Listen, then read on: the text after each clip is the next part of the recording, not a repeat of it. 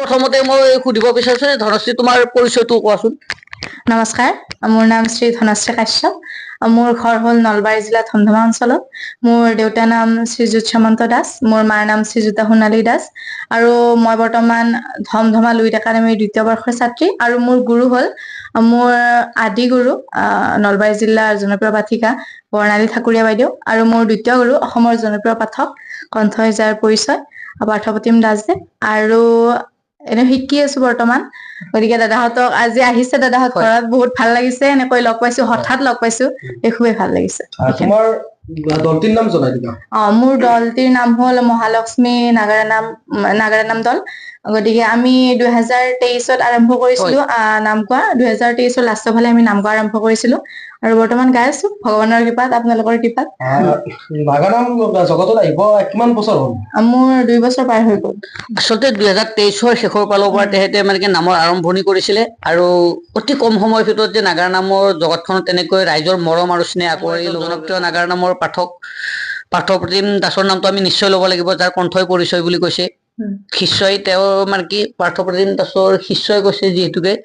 আৰু ধনশ্ৰীকো আমি ক'ব লাগিব যে ধনশ্ৰীও মানে পাৰ্থপ্ৰতিমতকে বহুত মানে তলৰ শ্ৰেণীৰ পাঠক নহয় আচলতে কি কম যে নামটো শিকা বেছি দিন হোৱা নাই, গতিকে যিমান পাৰো শুদ্ধভাৱে নামটো গাবলৈ চেষ্টা কৰো। বাহুল্যটো খুব বেছি কমকৈ কৰা যায়, বা ৰাইজৰ মনত কেনেকৈ আনন্দ দিব পাৰো, ৰাইজৰ মনত কেনেকৈ ভক্তি সোমাব পাৰো, তেনেকৈ নাম গাব চেষ্টা কৰো। গতিকে কম সময়ৰ ভিতৰত হয়তো 2 এজনে চিনি পোৱা হৈছে, যেনেকৈ দাদাহঁতে চিনি পাইছে। গতিকে ৰাইজৰ মাজত তেনেকৈ অলপ চিনাকি মুখ হৈছো। গতিকে শিকিব বহুত বাকী আছে, বা জানিব বহুত বাকী আছে, শিকিব বহুত বাকী আছে। যিমান পাৰো চেষ্টা কৰো, বেলেগৰ নাম চাও বা বিভিন্ন নামৰ অনুষ্ঠান বিলাকতো যাওঁ। গতিকে সকলো পাঠকৰ পৰা ল'ব চেষ্টা কৰো, কি ল'ব পাৰিম বা নাগাৰা নামৰ বিষয়ে কি জানিব পাৰিম, সেয়াই আৰু। সেইটো আমাৰ ৰাইজে অলপ মানে ভোট পাব, যদি মানে তোমাৰ কণ্ঠত এটা দিহা শুনিব বিচাৰো। ঠিক আছে, নিশ্চয় দিয়া। গাবলৈ চেষ্টা কৰিছো, অলপ কথাৰ পৰা আৰম্ভ কৰিছো।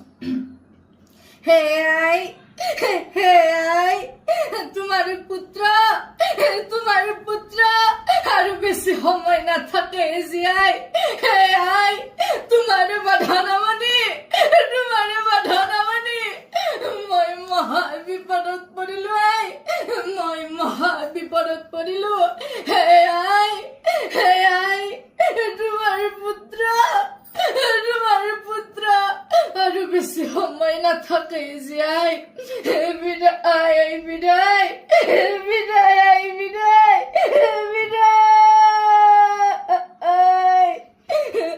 ঐ মা ঐ যাবলৈ ওলালো। হেয়াই ঐ মা ঐ জনালো।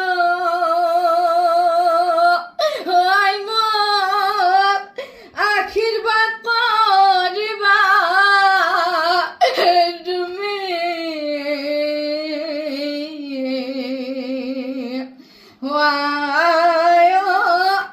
যাওঁ জমৰ ঘৰে আজি।